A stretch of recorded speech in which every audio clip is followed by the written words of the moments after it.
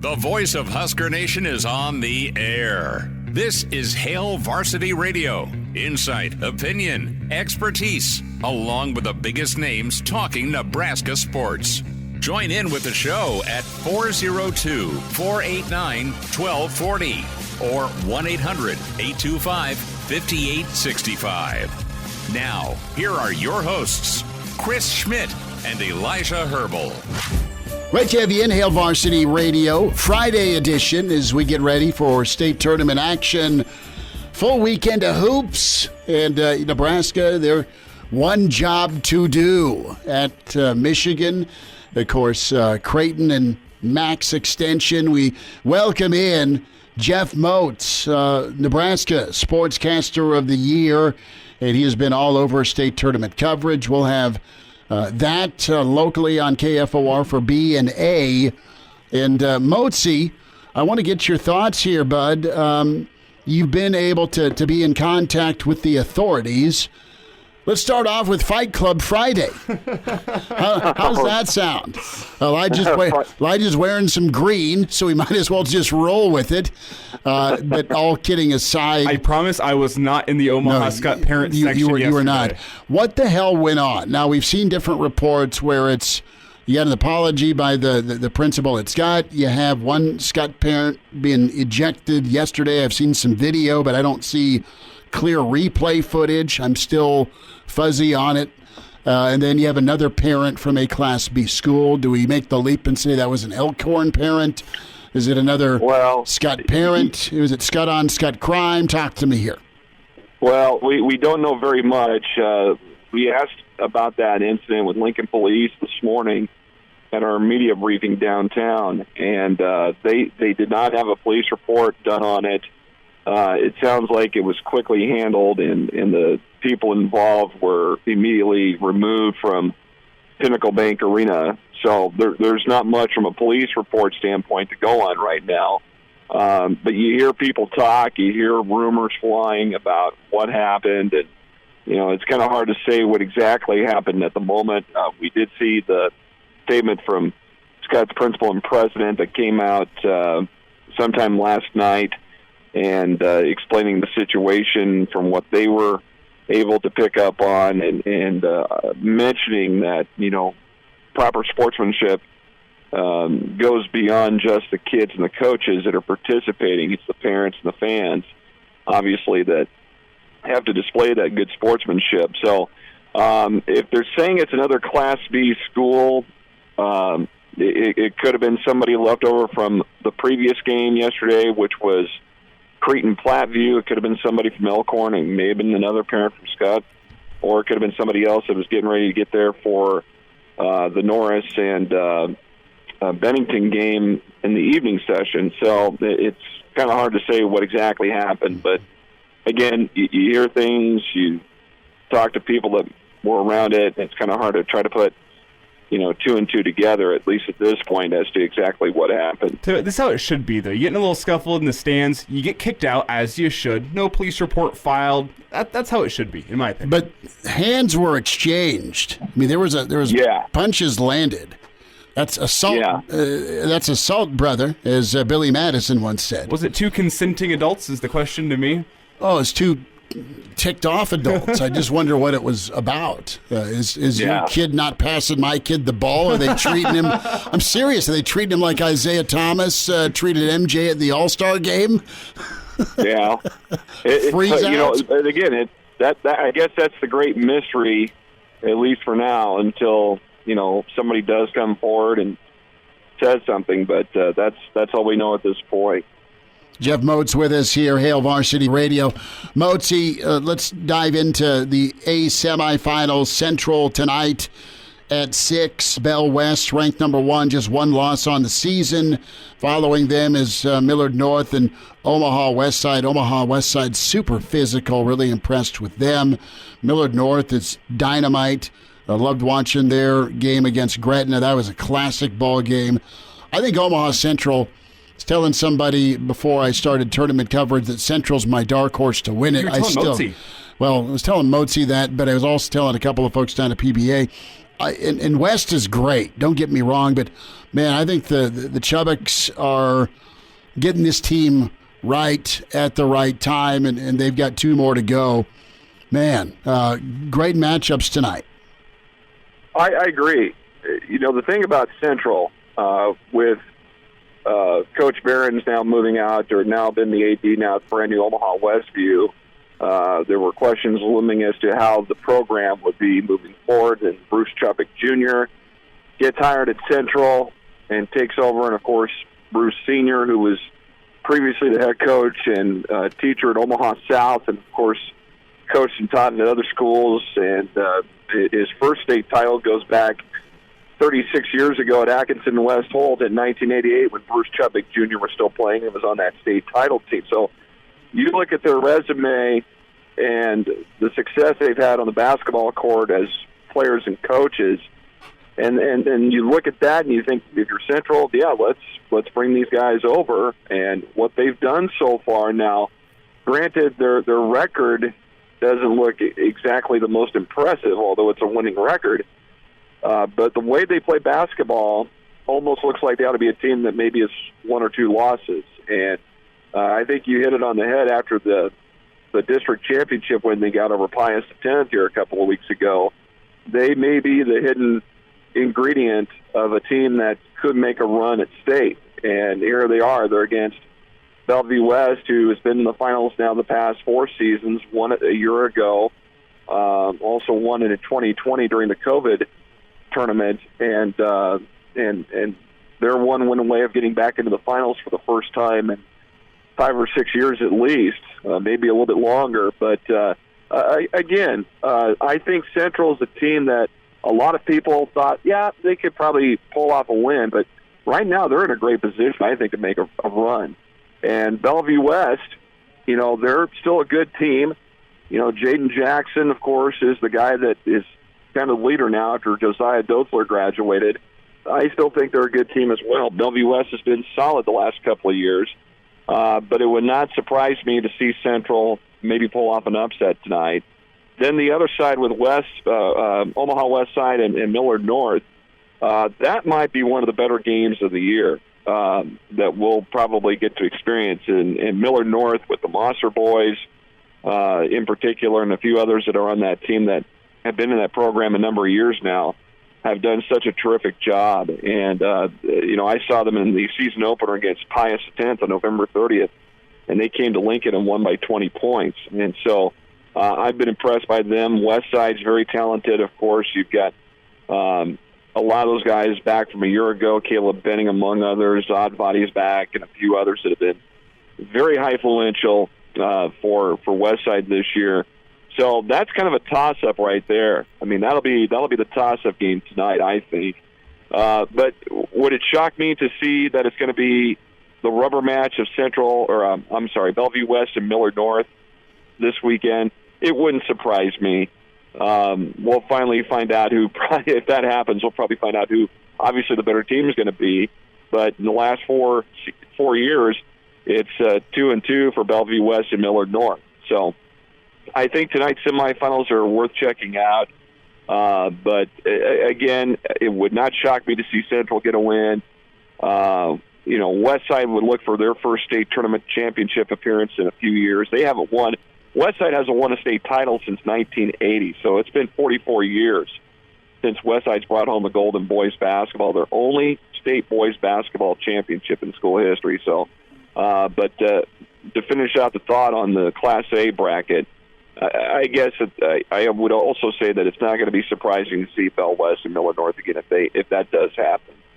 It's Jeff Motz with us here talking some high school basketball. And Motzy, we'll get to Greg McDermott signing a contract extension here in just a moment. But first, I want to get your thoughts. In your eyes, among these 4 teams remaining in Class A, who had the most impressive quarterfinal performance? I mean, I look at Bellevue West only allowing 1 point in the fourth quarter against Creighton Prep to come back and get that victory. Look at Omaha Central, their swarming defense, and what Daron Thomas was able to do with his game high. I think it was 31 points. There's some options out there, but who in your eyes had the best quarterfinal performance leading into tonight's semifinals? I think Millard North did. because they were down 15 to a very good Gretna team. And Gretna, and I'll argue this point with a lot of people, they may have been the best team that didn't win the state tournament this year, simply because of the talent they got between Pekorski and Wilcoxon, who are both great guards and great shooters.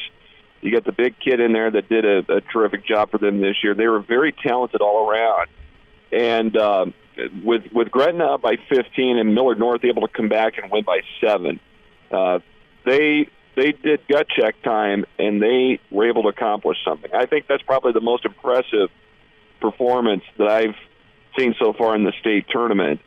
And then you mentioned Bellevue West rallying for that 12-1 fourth quarter run to beat Creighton Prep. Because I remember we were doing the Lincoln Lutheran game on Wednesday afternoon, the same time that Prep and Bell West were playing, and I kept looking up the scoreboard, and I was talking to Matthew Malone, who was doing color with me, and I said, look at that score. Creighton Prep's going to pull off the upset. And then all of a sudden they got the updated score, and I'm like, whoa, what just happened? And it sounded like Jaden Jackson got going for Bell West.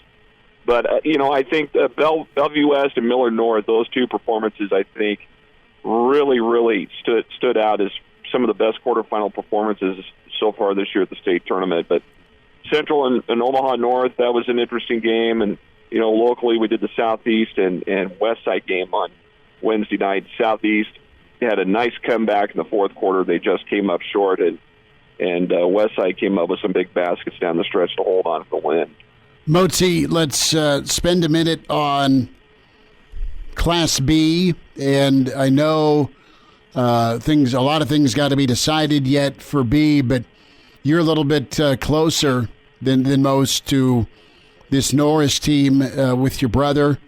And just a thought on the build they have had at Norris. I know Crete's unbeaten as well as we talk, and just the excitement for that part of the state is palpable with how success is going, and you still have you have some of your Metro teams that are vying for B championships as well. Yeah, well, in Omaha, Scott, the defending state champion.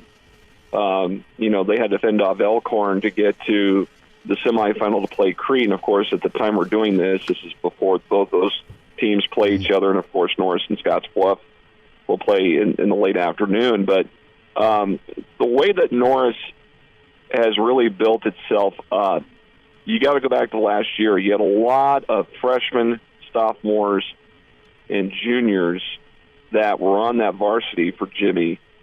And with them upsetting Roncalli in the district final a year ago and getting to state and then drawing Platteview, who was very good a year ago, I think it was ahead of schedule. They thought this year would be the year where they get to state, but not last year. But they were ahead of schedule. And that was the big building block right there. Now here they are a year later. They get a win in the quarterfinal over Bennington, who, Austin Kaiser is probably one of the more highly regarded players you're going to find in Class B. He had 25 points in the loss for Bennington. And that game went overtime. He hit a three that forced overtime. And, and Norris, down the stretch, got some big baskets and free throws. When you look at Barrett Bosinger, you look at Chris Garner, Josh Bornschlegel was a big factor off the bench for Norris, too. And Evan Greenfield's a good freshman guard for Norris. It's really been an impact player and also earned a starting role, too. So with what Jimmy has been able to do down there this year at Norris has been remarkable. They only got 2 losses, Scott being one of their losses, by the way. But I think with what they're doing now, they want to go into this game with Scottsbluff with a business mentality. Scottsbluff's a team from the Panhandle that doesn't get back here very much to play a lot of the more urban teams in Class B, but I think they're a team that you don't want to overlook them at all because you don't know what they're going to bring. And Scottsbluff's had success in recent years in Class B. When you think of the Wilcoxon, not Wilcoxon, but you know what I'm talking about, that was a good player there a few years ago. But anyway, I think with Class B, with the semifinal arrangement, you've got the top 4 teams left, and they're all good teams. Crete has been phenomenal. The way that they've been playing this year speaks volumes of what they've been able to build up down there with Coach Siskey. Scott's a returning state champ. I think that semifinal game might be one of the more better games you're going to find at the state tournament. And then the winner, of course, will play in the finals on Saturday at 1. A lot of people have been hoping Crete and Norris, because the two didn't play each other during the regular season, and they're only 20 minutes apart from each other, roughly. And so I think a lot of people want to see that happen. Maybe Scott and Norris again, hard to say. But whatever happens from the semifinals today, I think tomorrow's championship game is going to be worth checking out. Mosey, last thought here, maybe like 20 seconds and a couple of words, your reaction. Greg McDermott signing a contract extension, 5 years with a rollover clause that could keep him at Creighton for the rest of his career. Best move ever. And I say that not as a fan, but when you look at what he's built up and continue to build off of what Dana Albin rebuilt at Creighton, he's been highly successful. You're in a major basketball conference, that is arguably probably the top one in the country right now. Why would you want to leave that and then go to Ohio State, who traditionally has been a good school, but they've been kind of in a lull. But why would you want to take on that challenge? And I think with what McDermott's done up there speaks volumes of what they're trying to do to move forward with not only Creighton but also in the Big East. Motzi, we'll check in soon. Great stuff this weekend. Thanks for the time. And now, back to Hail Varsity Radio. Back into it. It's Hail Varsity. We're powered by Cornhead Lager, Chris Schmidt and Elijah Herbel. We welcome in Husker Hall of Famer and standout, part of that 3-seed team, the most wins in Husker history, that 1990-1991 squad. Beau Reid, captain with us. Beau, how's it shaking? I know it feels like March in Nebraska because there's snow on the ground. Well, and for the first time in a long time, both our men's and women's teams are both still fighting for postseason play, which is great. So it's kind of fun. It's a lot of fun, man. And how are you feeling? What's the Beau Reid weather report here? Not necessarily if Nebraska's in or not. I think both programs are in, but just your feeling about the program momentum, and can this team do some damage here in March? Yeah, I mean, I think we've all, from about the midpoint of the season on, when we realized that they're pretty special at home, I think we all started looking to see, I mean, is this real or is this just, what it is? And I think the thing that makes it real is just the consistency on the defensive end of the floor, frankly, because that travels, that stays with you. So I think they can, do some damage. I think we're going to get the double bye if we take care of business at Michigan, which is no gimme, by the way, because Michigan has that point guard that only plays at home, and he's really good. Doug McDaniel. D-U-G. Yeah, D-U-G McDaniel for about 17 a game, Beau. Yeah, he makes them a different team, and I'm sure Juwan Howard would love nothing more than to potentially put a crimp in our tournament resume. But I do think we'll take care of business there. I don't think their bigs can handle us. And then, anything can happen in that tournament. I don't know. We match up really well with Purdue. The only team that we maybe don't match up that great with, and we still almost beat them, was Illinois. And we just don't have a lot of guys that can guard Shannon. I think once you get through Bryce Williams, we got some problems with that kid, and that kid puts a lot of pressure on a defense coast to coast. So I like this team. I like that they play together. They play for each other. They play unselfishly. I think as long as Bryce Williams is the bell cow and he's the guy that brings it every day, everything falls into order off of him, in my opinion. Gary can do what he does. Rink Math can distribute and create from the point of the triangle, and then Tominaga stretches the defense. So I just think if Williams is lackadaisical, isn't playing with high energy, we're susceptible to anyone, because we're not tremendously huge. And then for me, the unsung hero of the whole team is Alec. He covers up a lot of flaws on defense. He covers big-time ground on defense, plays with tremendous physicality, and rebounds his butt off. Like, that kid plays to win, and he makes us go, in my opinion, on the defensive end of the floor. I think that's why he's back when Fred went back to the big lineup midway through the Big Ten schedule and put him back in the starting lineup. We just kind of took off. We've been a really good team since then, and a lot of it's because that kid covers up a lot of flaws on defense. How do you think this Husker basketball team can win games in March? And I don't mean to look past Michigan, because I do have that fear deep down within me, the Husker PTSD, that Nebraska doesn't show up. Nebraska's looking ahead to March and they lose to the worst team in the Big Ten. That fear is still deep down. I'm not sure if there's anything that can get it out except a Husker win on Sunday. But as you look ahead, and I hope the team's not looking ahead, but as you look ahead into March, is this team need to rely on their defense to win games in March? They need the three-point shooting. How do you win games in March? Well, you win games in March by playing good defense, rebounding the basketball, and valuing possessions, because almost every March game is a half-court game, which is what the Big Ten kind of prepares you for. And so, we've had to learn to play that way. And I think, honestly, that's been part of the curve for Fred. Coming from the Big 12, coming from the NBA, I think Fred favors this wide-open floor, fast-flowing basketball game where guys are skilled and can make decisions on the fly. And the Big Ten has a way of saying, no, that doesn't work here.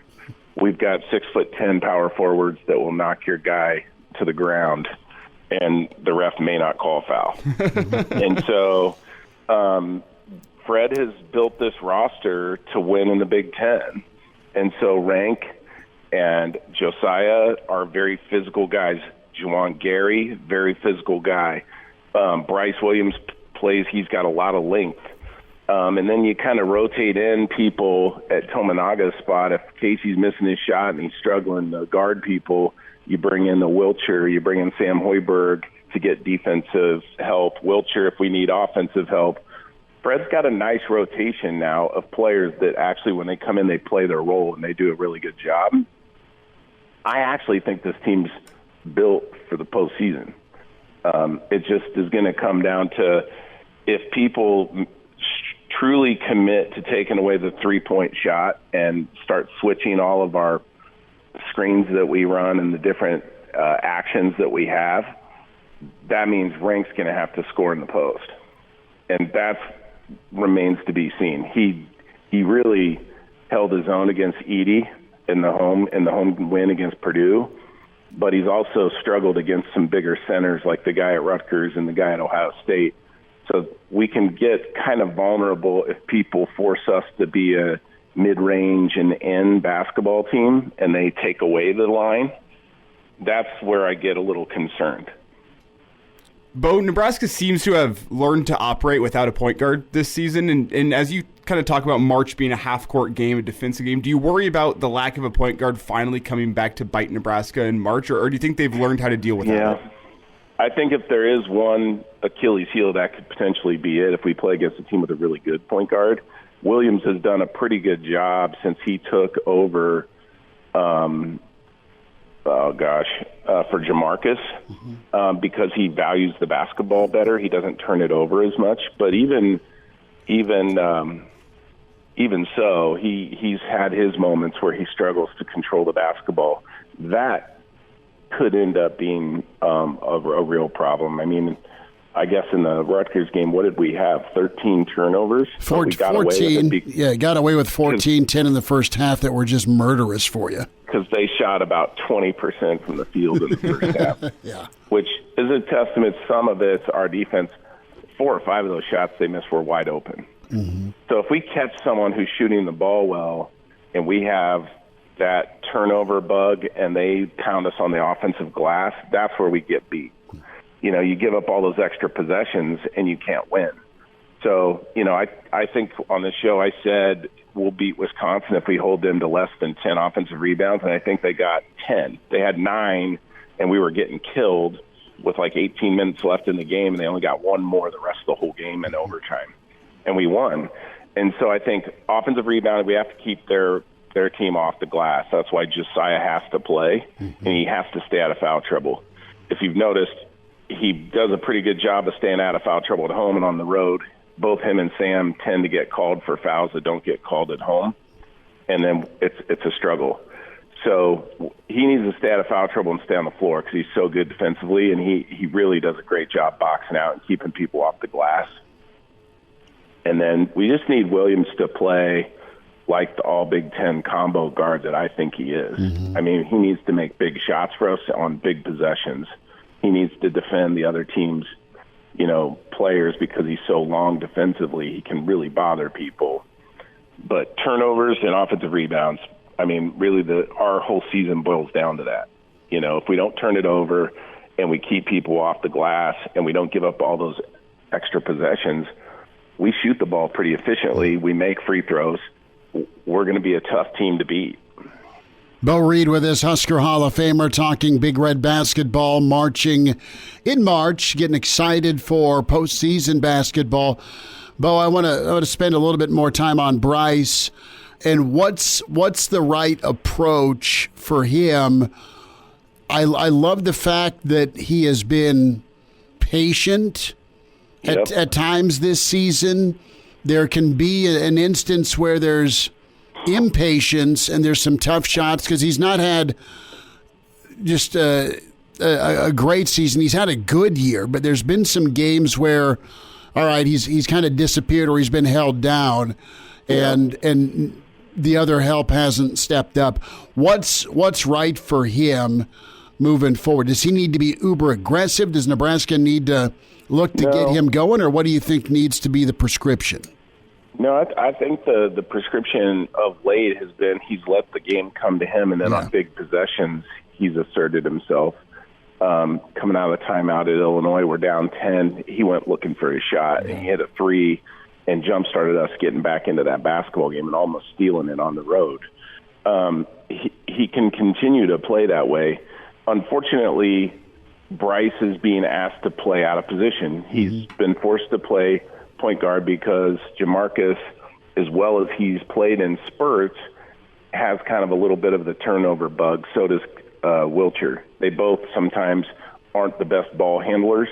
Jamarcus just goes too fast sometimes, and in some instances it's a great thing because he changes the dynamic of the game. But then in other times he's just going 100 miles an hour and all of a sudden the ball's out of bounds.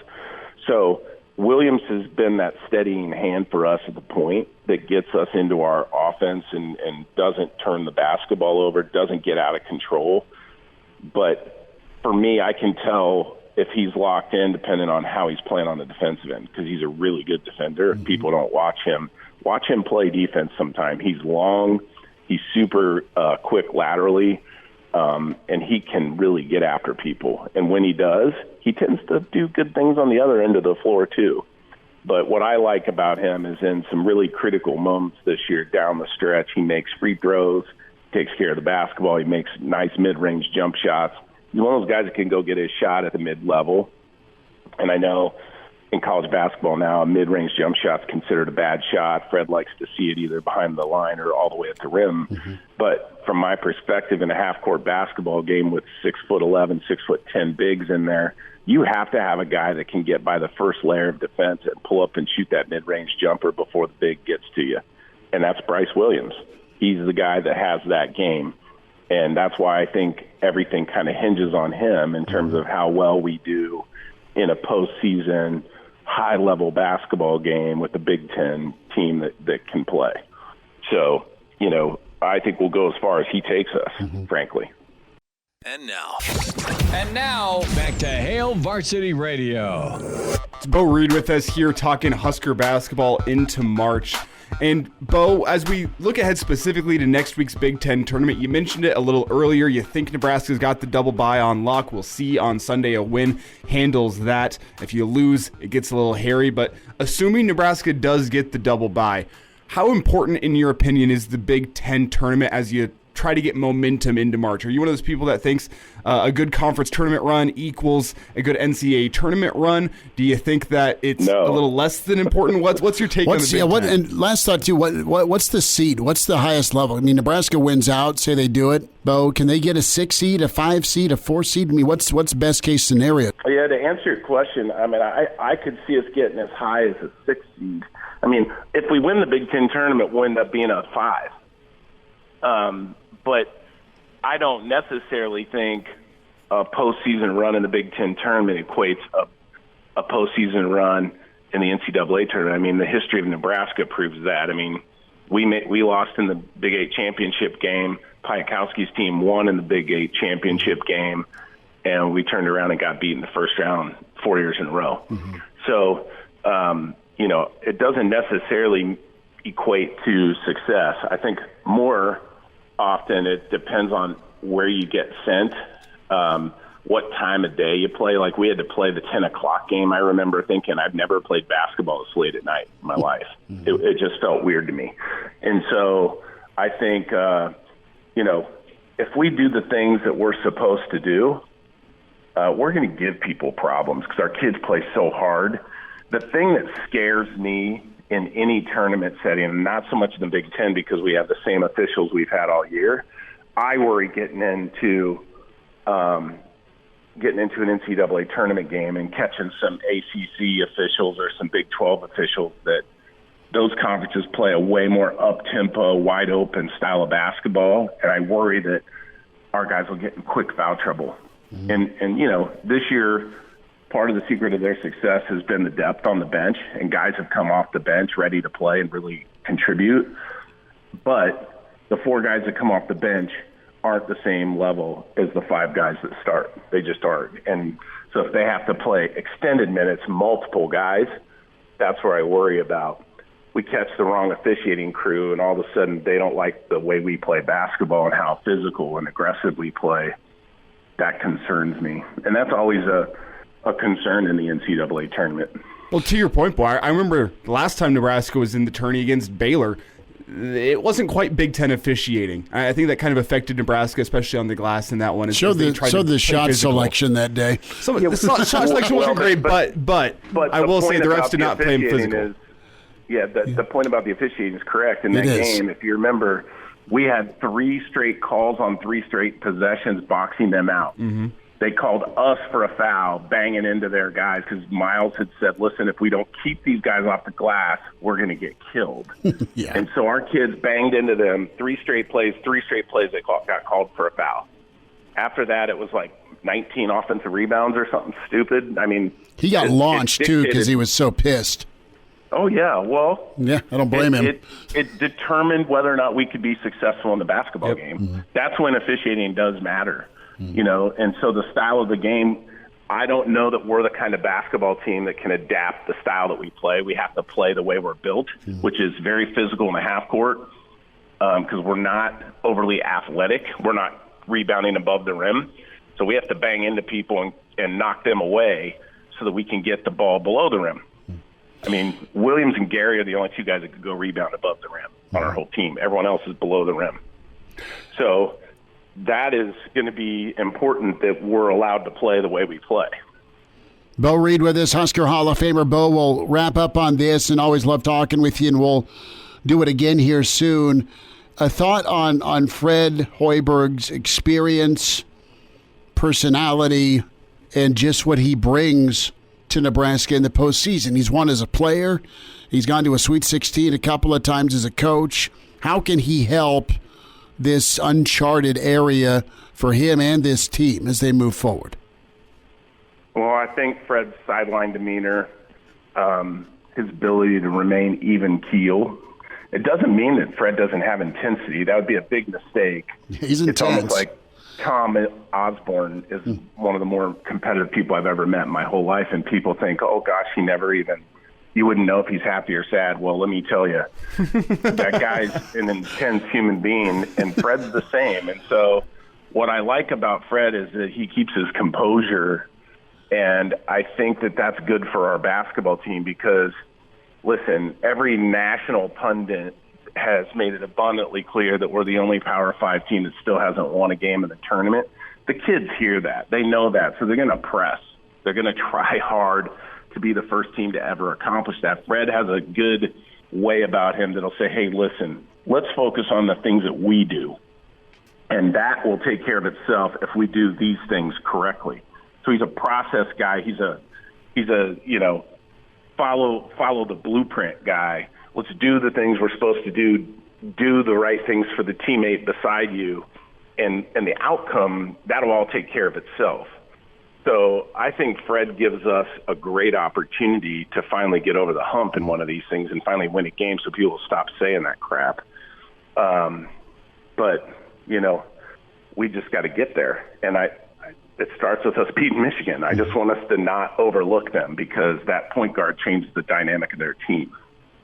Beau, I know we said last stop, but I got one more quick one for you. As we're talking Fred Hoiberg here, Schmidt and I think, are both of the opinion that he's headed for a contract extension and a raise this summer. Is he the Big Ten Coach of the Year in your eyes? I don't think it's even close. I think he's the Big Ten Coach of the Year. Agree. I mean, he has flipped things around. He has reinvented. He has dug in. And I love your take, Beau, on, all right, just the style I need to become to live life in the Big Ten. And you're not wrong, dude. You nailed it. Yeah, he just, I think he thought similar to, and I don't want to compare Fred to Scott Frost, but I think Scott Frost thought he'd bring his style of football to the Big Ten, and everyone in the Big Ten would have to adapt to that style of football. It just doesn't work that way. The way that these teams are built, and in the Big Ten, it's like you have big, huge, fast linebackers. So the little scat back slot receivers that run 4.3s, they're awesome until they get hit by one of those 6'2", 255-pound linebackers that runs a 4.6 that's going to play in the NFL for 10 years, like that Karlaftis kid from Purdue. He's great. That'd be like getting hit by a brick wall, and he can run. So the Big Ten basketball is the same way. That spread's all well and good, except they're guarding you with 6'8" two guards that can jump out of the building.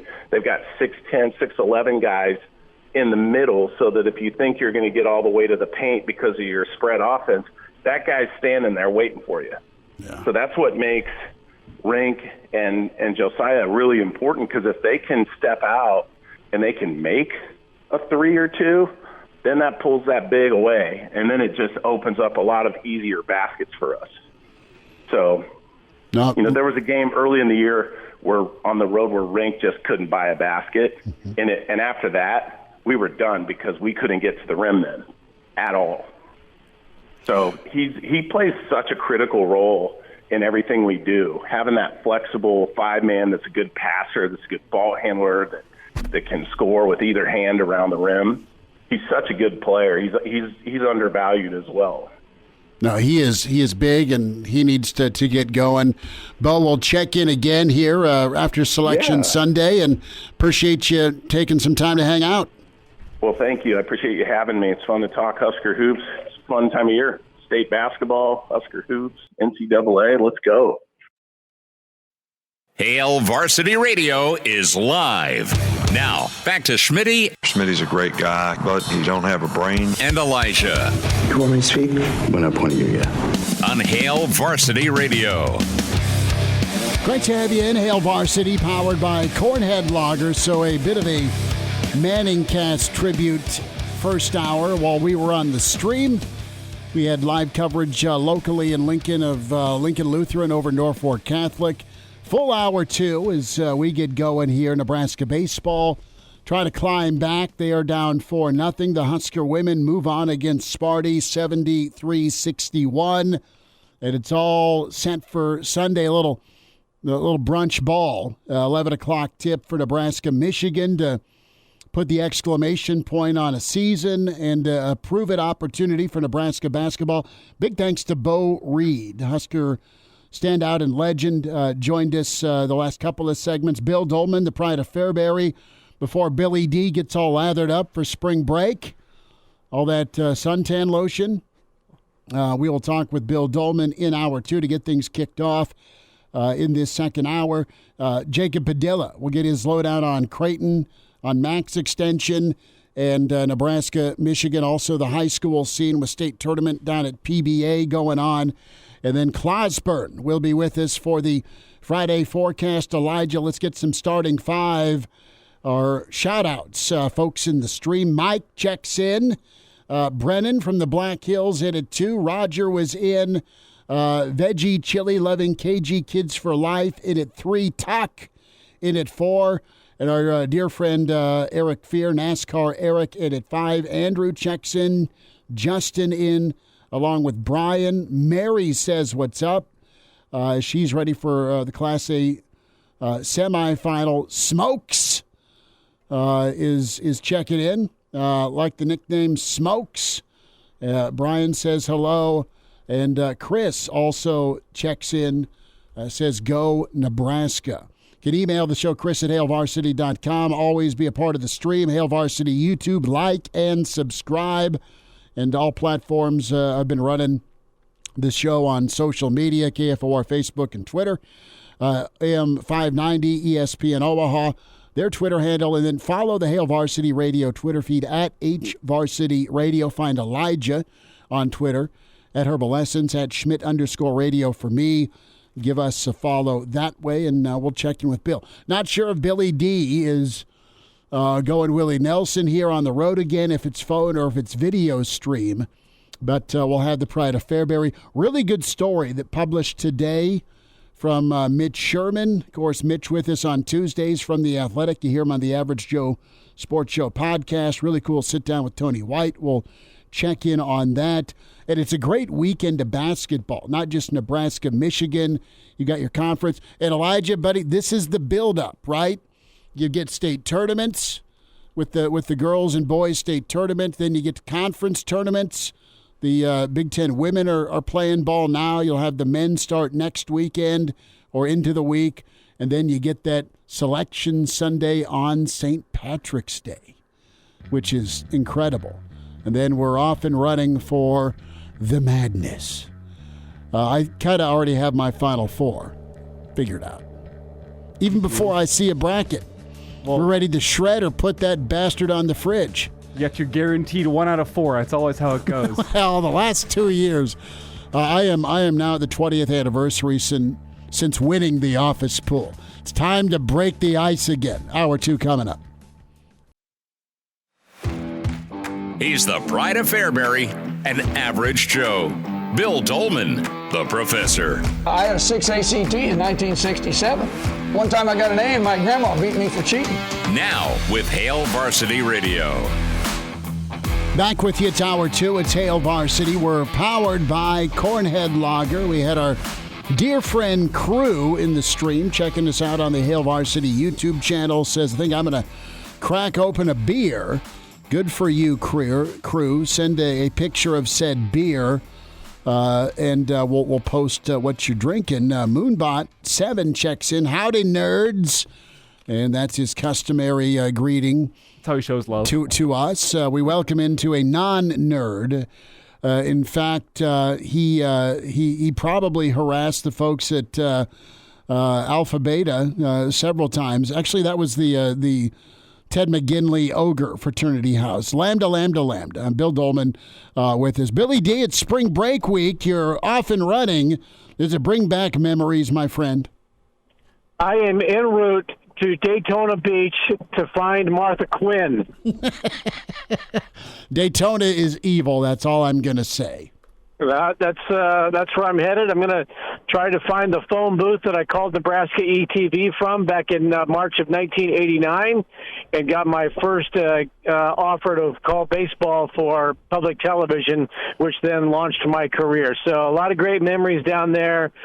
Did not meet Martha Quinn back then, and to anybody younger than 50, that may not mean anything, but to anybody north, they know what I'm talking about. Okay, Martha Quinn was medicine woman, right? She was it. Right. Well, what's her real name? Oh, I have no idea. But, you're talking about like Jane Seymour. Yeah. No, I'm talking about Martha Quinn, original MTV VJ. Oh, okay. Martha Quinn, the medicine woman, used to be an incredible model, and then she was in Wedding Crashers, right? Remember that scene? Yeah. I think it was Jane Seymour. Or something. Jane Seymour. Yeah, she. Okay, yeah. I thought that's who you were talking about. No, Martha Quinn, MTV. Well, I got to hang out with Jules Asner one night on spring break. That's well played. Nice. Well, Good job. Uh-huh. That's what everyone told me we did anyway. I mean, it was. At least she looked like it after a two-quarter draws. But anyway. I thought it was Jules Asner. It was some troll.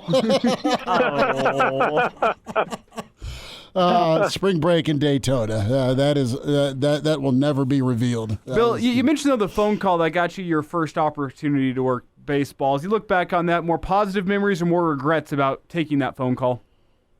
Oh, no, without a doubt, a great memory. Otherwise, there wouldn't have been, Olympic coverage and average sports show and unsportsmanlike conduct on the Eagle. I would have done something else, like been the athletic director of Nebraska, and then we would have gone through the 20 years of misery. But nevertheless, that was a good phone call to take. Let me just make sure you paint the picture correctly. You didn't just get one phone call, and it wasn't to do the baseball game. You weren't in that situation, were you? No, it was. I called the people at ETV. Okay. Went to what was known as a phone booth or a payphone. Okay, not everybody knows what those things are either. You went to a payphone. That's where they offered the gig. It wasn't a call from a detention center, is what we're getting at. No, it wasn't my one call. No, that's what I was wondering. I'll stay right here, but I got to call some people about a job first. How funny that would wasn't that the be? case. This is a phone call from the Daytona Beach Do you Correctional accept Center. the charges? Hi, it's Bill Doleman calling back about that TV gig. I think I'll be there. I'll do it for $400 even. Can you get paid in advance? Can you money order or wire? This first one's on me. I just need a little help. Right. Yep. Bill, let's talk about Nebraska as you're going to be off to Daytona. I know you'll be having brunch in Daytona with your eyes on Nebraska, Michigan. Nebraska is right now firmly in the field. Sunday shouldn't shake that up, win or lose, depending on how bad the loss could be. But what do you think of Sunday? What do you expect Sunday? Well, I expect Nebraska, first of all, to be rested, which I think is a positive at this point in the season. Any bumps and bruises, I don't really recall anybody being injured going into last week's game with Rutgers. Everybody seems to be relatively healthy given where we are on the calendar. But, the one – look, I don't know what Michigan's motivation is. It has been a disastrous season for Juwan Howard, and most recently with the news of the spat with the strength coach. All that was back in December, and eventually they had a settlement with him going away. It's just been bad headline after bad headline after bad headline with them. Now, do they have it in them that they're going to go out and win one for Michigan's version of the Gipper and the Fab Five member? I don't know, but he's not going to be around next year. I don't think there's any question about that. But I can't imagine that that's a team that's all that motivated to continue, to have one last shot at it. I think Nebraska is playing, really well right now. I don't think Nebraska is necessarily playing for that double bye either. If Wisconsin loses to Purdue, it doesn't matter what happens with Nebraska, Michigan, right? Mm-hmm. So. But on the other hand of that, I got to be honest with you. I'm not a big double bye fan. I think if you sit that first game, it's one thing. But I think you want to play. I think you want to get into a rhythm. And it's going to have been a week between Nebraska's game with Rutgers and Nebraska's game with Michigan, and then you get into the tournament, and then you're sitting, another 6 or 7 or 6 days or so. Mm-hmm. I think you want to get into a little bit of a rhythm, and if you're sitting a couple of days in Minneapolis before you take to the floor with one game in 13 days, I hope you don't lose any momentum or any juice that you had built up. But, Bill, on the other side of that, if you do get the double bye, that means something for this team just because of how Nebraska has struggled really in basketball as a whole since they've joined the Big Ten. You have that one season where Miles leads them to the tournament, but they've never secured a double bye. That's got to mean something, right? Well, I guess it's a top 4 spot in the Big Ten, which is a rugged conference. It's not known as a sexy basketball conference. It's rugged. And, it's a blue-collar league for the most part when you're talking about the elite conferences in the country. But, I guess to that end, Nebraska finished in the top conference. Fred Hoiberg is going to be the Big Ten Coach of the Year. That should have been a lock since January. And unless, there's some really loud Minnesota basketball faction that gets Ben Johnson, the right-end vote. But it's been a great year for Nebraska basketball already. So whether it's a double bye or you get a bye into the second round of games, I'm not sure that it's really all that relevant. The bottom line is you're not playing on day one, and if you lose, you're done for the season. Bill Doleman's with us en route to Daytona Beach. It's Hail Varsity Radio at Bill Doleman on Twitter. And Bill, going to go from hoops to some spring football. Nebraska gets rocking March 24th with day one of spring. And some questions and answers around the Big Ten as it's a new look Big Ten. And, what are the questions you have going into this spring session for Nebraska football? Is the defense, and it's not a question mark of the defense really with 8 starters back, but I'm going to ask you, what can this defense be? This is step one. Well, really step one's been winter conditioning, but, what can be gleaned with the defense? What kind of tweaks can you already make on 8 guys back with some others coming in that you have good expectations for? I think it can be the best defense in the Big Ten. I really do. With all those guys coming back and the message sent by Robinson that he was coming back and he wants to be a part of it, I think that sets the tone already. I don't think I'm wondering who's going to be the leader, who's going to step up. They know who the leader is, and that leader wanted to come back. And so that ought to motivate everybody around them to believe that they could be a really special group given what they did. Remember last year when Nebraska was, I don't know, do they put up big numbers or do they put down low numbers defensively? Whatever the case might be, but it was like, well, yeah, but they haven't played anybody yet. But by the end of the season, when they played everybody, they've given up more than 20 points, 3 times all season or something like that? That's it. I think that whoever's coming back to that squad knows that they're going to get a chance to play. Remember also last year, in that very first game, we all noticed, they played 25 guys in game one and, 48 guys through the first couple of games. Players were getting an opportunity to play and play a lot. They know that if they make it through spring ball and are on the team come fall camp, that they're not just going to be sitting around. Everybody's going to get an opportunity. So that ought to be motivation too. And when they know that those opportunities are going to be afforded to them, they're going to have roles to play. All they're going to do is do. I think that defense could be really spectacular, and it's going to be one with a lot of depth. And that's going to be different from a lot of teams that they're going to play throughout the course of the season, provided those guys and the top line guys stay healthy. And Bill, I think the easiest, or I guess that maybe the best thing you can say about a team that's in year 2 of a rebuild that is built as a defensive football team is that having a good defense raises the floor of what your team can be. I think having a good to great offense raises the ceiling, but I think having a good to great defense raises your floor and should, in theory, be able to get Nebraska to a bowl game with a little bit more talent on offense. Well, I don't think there's any question about it. The offense is going to be boosted by how good the defense is going to be, and that's going to protect whatever kind of inexperience they have at quarterback. But I think Nebraska is going to be good all the way across the board. The question for me in spring ball is not going into spring ball. It's going to be coming out of spring ball. And who on that roster of 300 players? Who's leaving? And I think that there is going to be a fairly sizable exodus of players that might catch some people off guard when they see some of the names. And that, we're not going to be privy to those conversations or the thought processes going through the spring ball. It's going to be after the spring game And I really believe that there's going to be a couple of dozen or more that is going to have. We're going to show a significant amount of roster change that we did not experience when the portal opened up back in December or anything at the first of the year before the new semester began.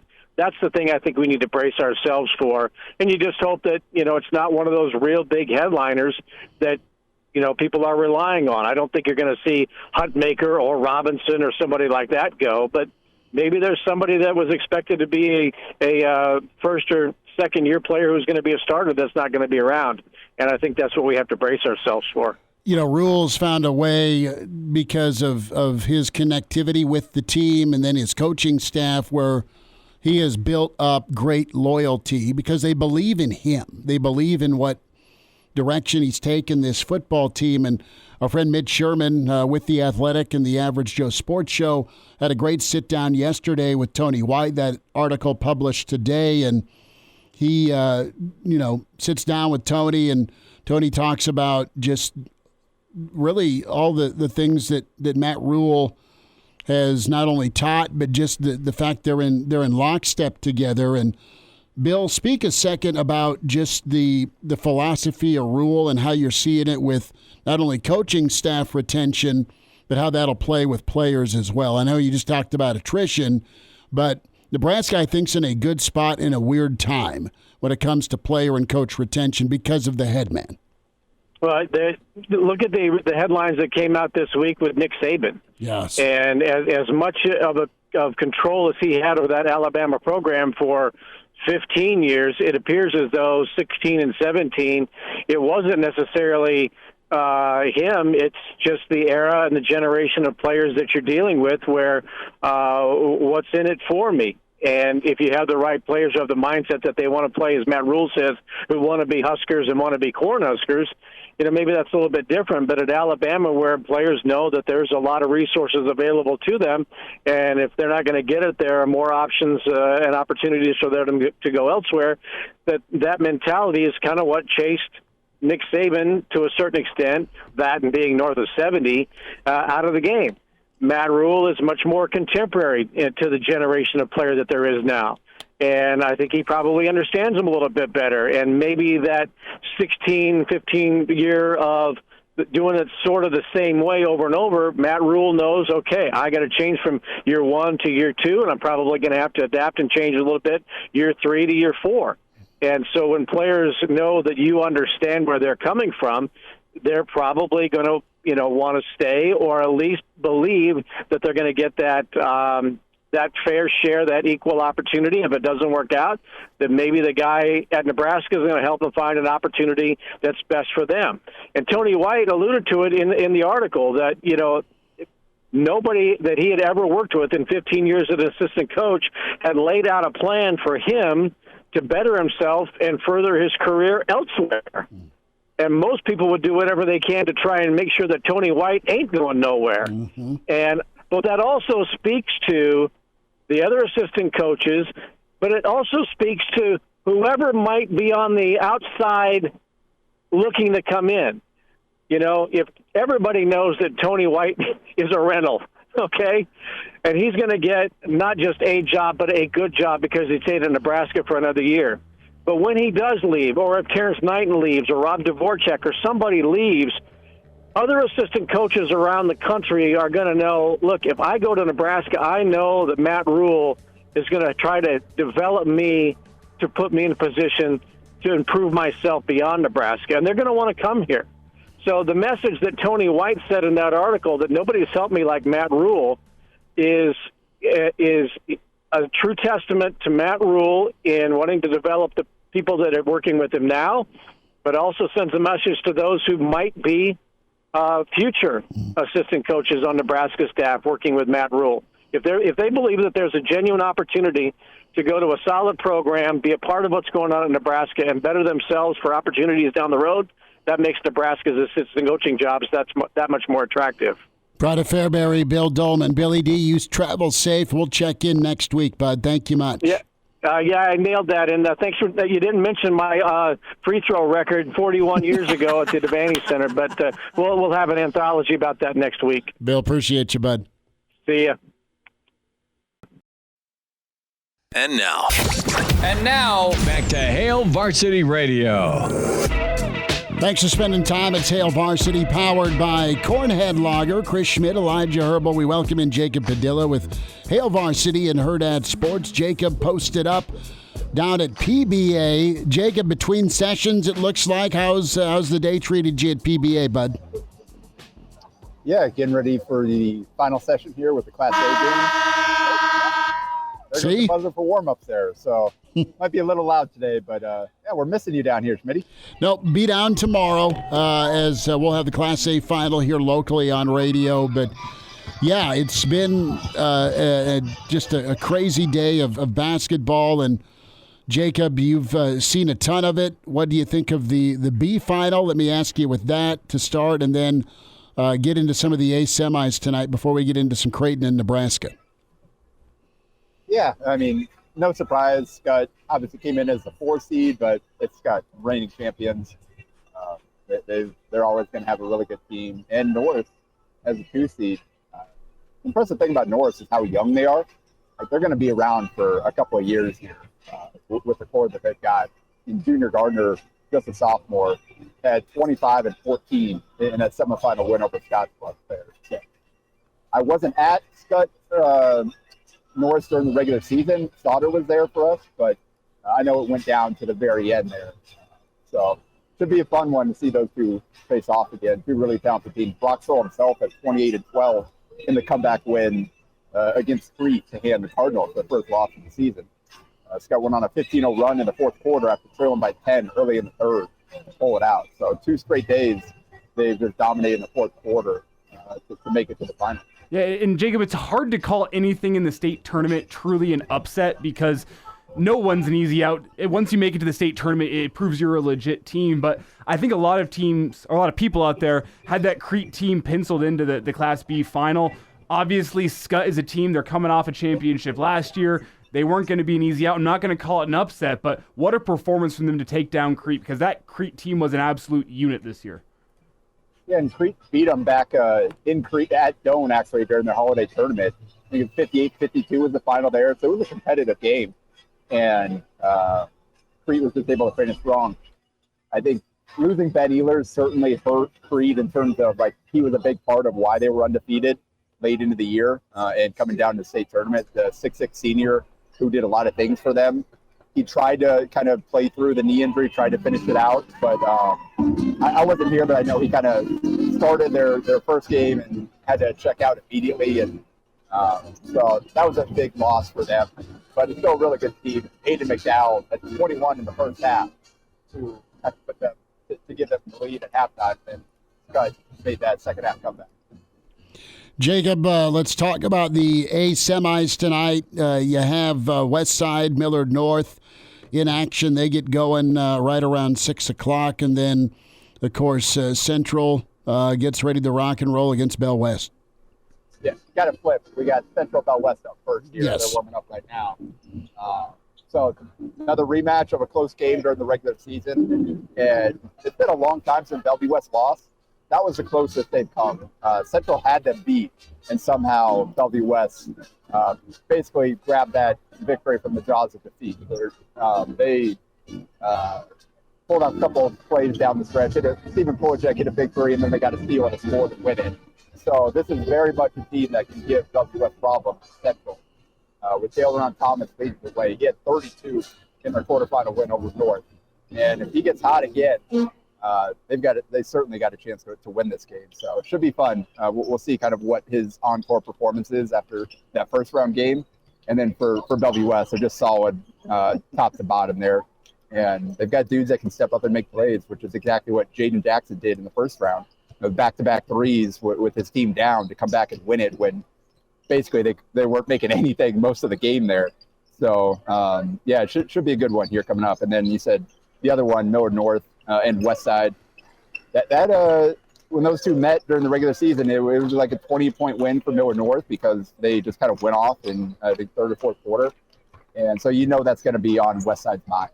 That's a really competitive group. It's a senior-heavy group. So those guys are going to come ready to play, looking to kind of show, like, hey, we're better than a 20-point loss to these guys. And, Jacob, I think no matter how you slice it, no matter who wins this evening, we're in store for a fantastic Class A game with some great storylines. Whether if it's Millard North and Bellevue West, I think for the 5th time, the rubber match to see who kind of takes the bragging rights. That's interesting. If Central makes it in, that's a team that, don't let the record fool you. They've gone through the who's who of Class A. They've played them all. They've played them all tight. It's a battle-tested team. Then you look at Westside, potential to go football in the fall, basketball in the winter. I think no matter who makes it in tonight, we're in for interesting storylines and a great game in the Class A state championship tomorrow. Well, you've got basically the teams that have been 1, 2, 3 in our coaches poll for a long time now with Bellevue West, Millard North, and Westside. And then Central is a team, like I mentioned, Dale Thomas, the guy like that is capable of going off and putting a team on his back like he did in the Metro Holiday Tournament. That's the last time Millard North lost. Was when Thomas went out for 30, hit 8 threes in the quarterfinals, I believe, of the Metro Holiday Tournament. So, yeah, it's probably got the 3 best teams, plus a team with a guy that's able to swing a game and can beat anybody. So, yeah, it's I think we've been excited about kind of the state tournament possibilities for Class A this year for a while now, and it's finally here. I think it's played out the way that we hoped it might. Jacob Padilla is with us. He's live at PBA, Hail Varsity Radio. Of course, Jacob with Hail Varsity and Hurrdat Sports. Jacob, a thought on Mac's extension that announced this morning? Yeah, I think it had to be done. Like at this point, credit to Mac's agent. I think he's very good at his job and played this perfectly, but it just made too much sense for both sides not to figure out a way to make it work. He's elevated that program beyond anything I think anybody could have imagined when he arrived in Omaha. It was obviously a really good program when he got there with what Dana Altman accomplished, and he's just continued to elevate it year in and year out, continuing to push the standard higher. So really well-deserved for him with what he's accomplished at Creighton, and it's a huge win for the Jays and for that program to keep him around. What's your guess, maybe you know, but with this bump and this extension, what are we talking here? Because it looked like he was on the lower end of the pay scale in the Big East, somewhere between $2.5–3 million. And now, what's market rate would you imagine for a guy that's as accomplished as Mac that just got to an Elite Eight and they're looking strong heading into this year's tournament? According to Tom Chattel, who reported the extension, it's top 20 money in the country, which is in the 3.5+ range. Mm-hmm. So certainly a very well-deserved raise there, $1 million+ or so. It seemed like so. Yeah, it needed to be done. He was definitely very underpaid for what he had accomplished and kind of the program that he was running. But at the same time, that's the challenge of a league like the Big East, where you don't have that football money behind you kind of funding your athletic department. You can't necessarily throw out just kind of the blank checks that some of these football conferences can't do. So credit to Creighton and everybody involved to make sure that they could make this happen. Jacob, what do you expect Sunday for a little brunch ball with Nebraska, Michigan? Nebraska, you know what they should do. You just don't know what they will do since it's a road venue. Could be Jawan's last stand. How you feeling Sunday for the Big Red? Yeah, let's be optimistic here. Like, there's always kind of that sense of like they're hard to 100% trust, but I think especially with what happened at Ohio State, I don't think you see that happening again. I think you're going to see these guys ready to play, especially knowing what's at stake in terms of the standings, how high they can finish. Here, you can't afford a lot for what they're hoping to accomplish here with what Michigan is at this point in the year. It's a different team than the one they just beat at PBA recently. They'll have Doug McDaniel back, but they won't have Olivier Kamwa. So you get your best player back, but you also lose your probably second best player. So it'll be interesting to see kind of how that impacts the matchups for Nebraska. But yeah, I think they'll play well. I think they'll come out. They know what's at stake, and they are the better team. It's being a Husker basketball fan this time of year has got to feel like Frodo whenever the ring rates are around. You know, there's just a foreboding sense of doom in the air. You can't quite put your finger on what it is, but you know that evil is around. That's kind of what what this time of year feels like for Husker basketball fans, Jacob. And with that in mind, as we look ahead to conference tournament week, we'll chat with you next Friday once those are well underway. Between Nebraska and Creighton, the two in-state schools, which team do you think maybe has more to prove or more pressure through the conference tournaments? With Nebraska, it's seeding the NCAA tournament, and the Big Ten field is pretty wide open this year. Maybe you can make a run at it. As for Creighton, feels like a good chance for them, a good opportunity to go make a run to Sunday and go get themselves a Big East title. Did we lose him? Sorry, Elijah was cutting out there, so I didn't hear the entire question, but I kind of got the gist of it. Yeah. I think it's probably Nebraska just has a little bit more just because Creighton's, I think, more stable. I think they're pretty firmly a 3 seed. Like, there's a chance that they can maybe sneak up into a 2, but that would require a lot for other teams to kind of happen too, because they're typically, like, the conference tournaments don't get weighed that much unless it's like something that you absolutely need as like the final touch on your resume. So a team like Creighton that's already pretty established, I don't know how much movement there will be, regardless of what happens. Whereas Nebraska, again, like you talked about that sense of foreboding, they haven't necessarily earned that reputation yet, where a bad loss could lose them. Plus, Fred Hoiberg's still looking for his first Big Ten win. So you've got that. Forget about the NCAA tournament right now. They got to accomplish that first. So I think there's definitely a little bit more at stake here for Nebraska than Creighton. But both teams have a chance to make the run, and they position themselves well here. Jacob Padilla all over high school coverage, Boys State down there at PBA for the Class A semis, and he'll be hunkered down tomorrow from tip early morning and on Championship Saturday at Jacob Padilla _ is where you follow him on Twitter.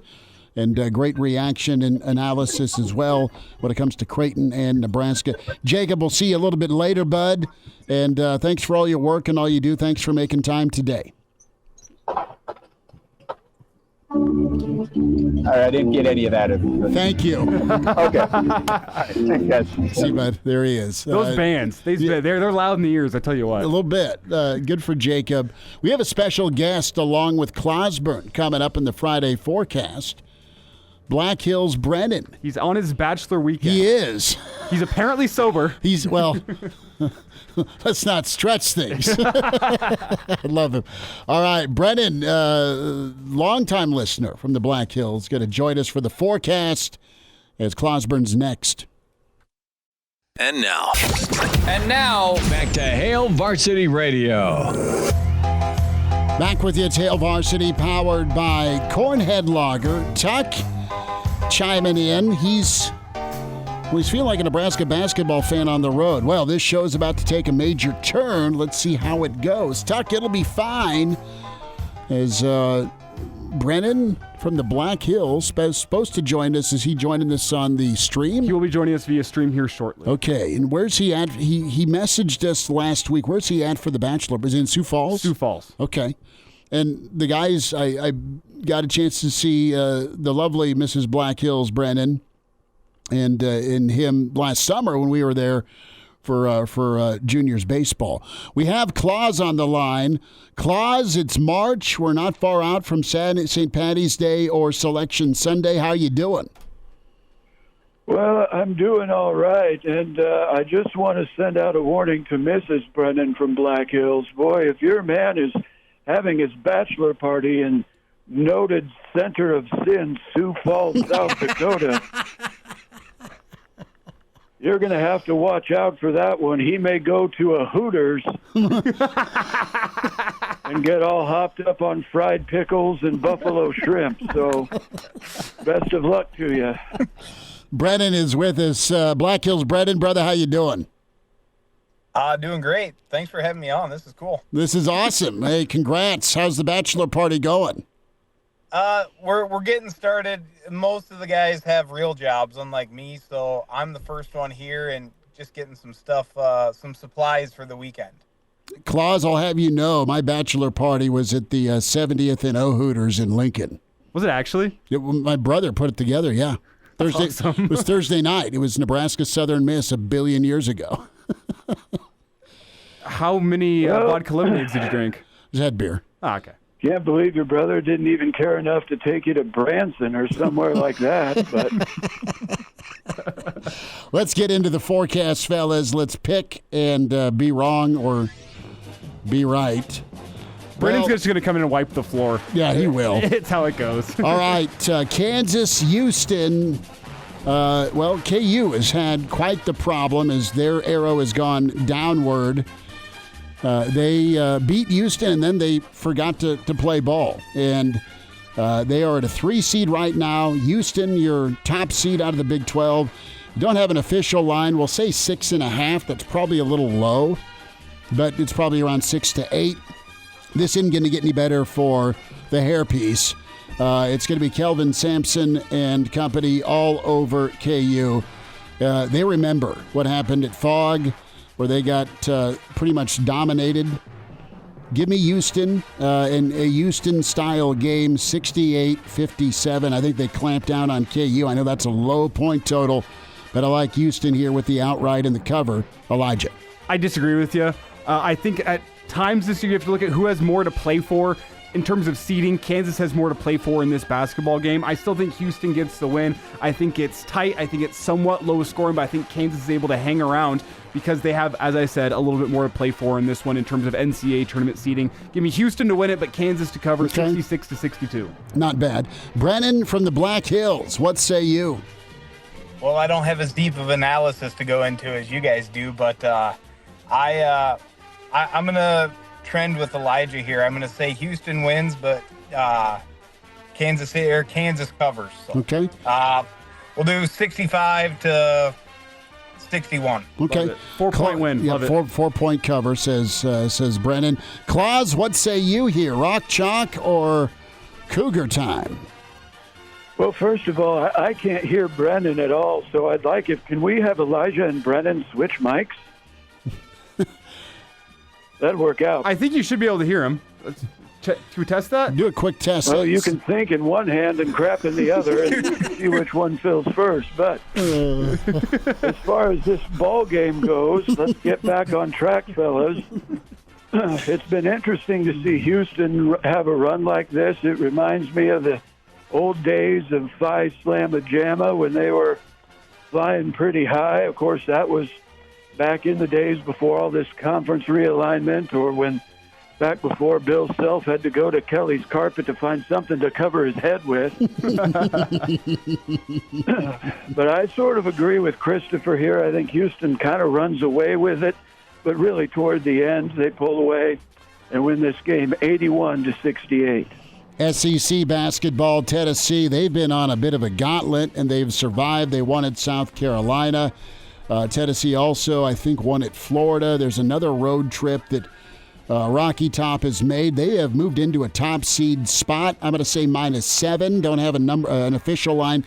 Kentucky's in. Kentucky's uber talented, but they've just not put it together. I don't see them getting well in Rocky Top. Give me Tennessee by 10. This will be a fun ball game. 90-80.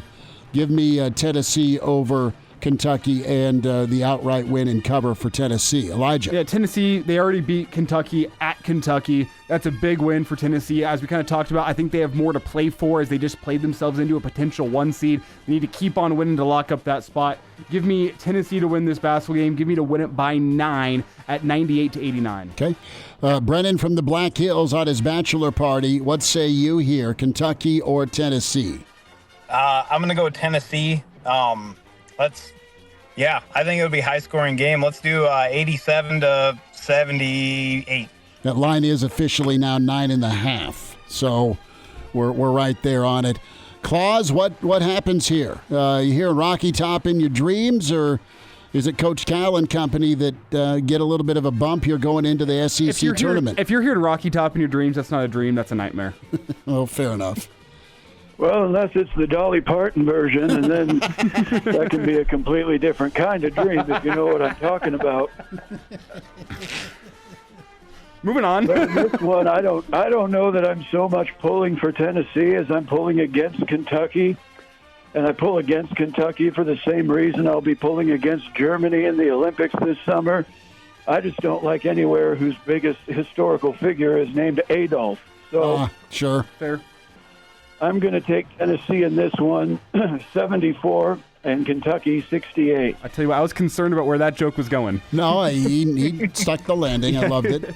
Let's get into little Tobacco Road here. Duke, Carolina. Carolina won in Jordan land the first time they traveled to Cameron. Now, I put that line at 4 since it's a rivalry game. Let me see if an official line is out. Yeah, I was right on. It's -4.5 as, Duke is favored. I would have put Carolina as a favorite, but they're both 24-6. Give me Duke. Give me Duke at home, and give me Duke to cover. I think they win by 5, 67-62. They split the series, and we'll probably see them in the ACC final. Elijah. We're short on time here, so I'll just keep it simple. North Carolina wins this. I think they've been the better basketball team this year. Duke's a tough place to go and win, but I got North Carolina winning 70-68. Brennen, real quick here, what do you like, Carolina or Duke? I want to say Carolina, but it's hard to go against Duke right now. Duke by 3. Okay, Brennen. Claus, hang tight. Is that okay? Can you hang on? We'll get your Carolina pick and then Nebraska, Michigan. Okay. There he is. That is Clauseborne. He's imaginary. He wears red. It's the Friday forecast. Great listener, Brennen from the Black Hills, joining us on the Hail Varsity StreamYard. We'll wind down a Friday. Next to Hail Varsity, we're powered by Cornhead Lager. And now, back to Hail Varsity Radio. Winding down a Friday, it's Hail Varsity, powered by Cornhead Lager. Weekend edition tomorrow, 7:45. And there has been suggestions by Stephen and many where we punish the party that is late Saturday morning.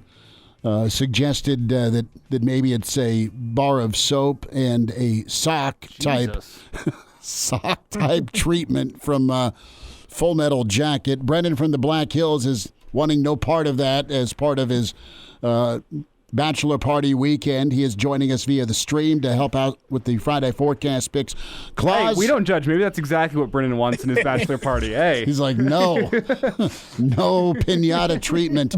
Claus, let us get back to you. Carolina, Duke -4.5. Where are you leaning here? Carolina blue or the Fighting Billises? Well, I'm leaning toward North Carolina simply because I don't know. Duke basketball really hasn't been as exciting or fun to watch. I know they're good, but they just haven't been as fun since Mike Krzyzewski left. Mm-hmm. Although I hear he has come out of retirement. He didn't stay retired for very long. In fact, the rumor is that all the animatronics at the Durham Chuck E. Cheese went down, and he has slipped seamlessly without makeup or prosthetics into the role of Chuck. So, jeez.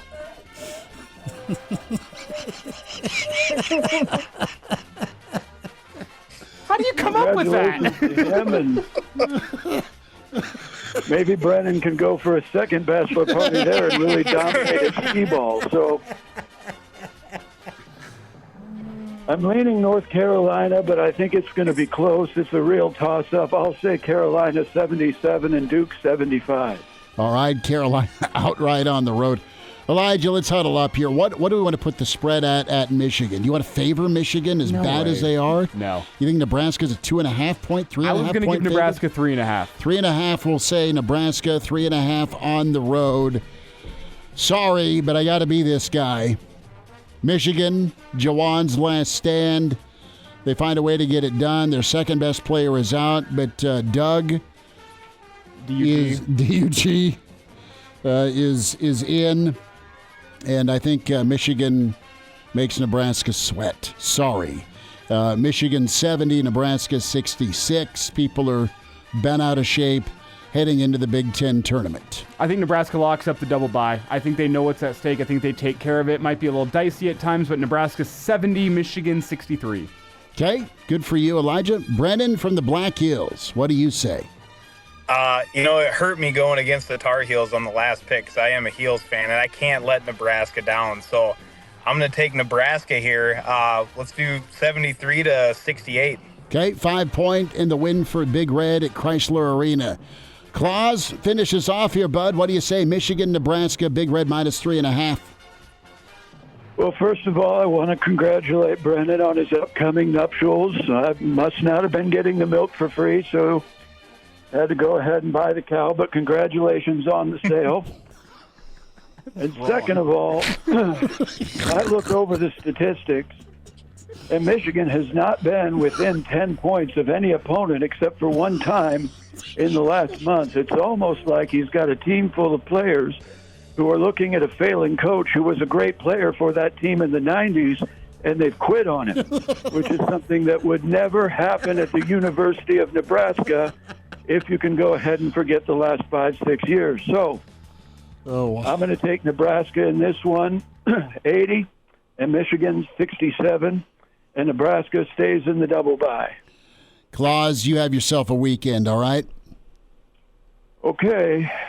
Brennen, you take care, bud. Enjoy the bachelor party. And sorry for Claus's comments there.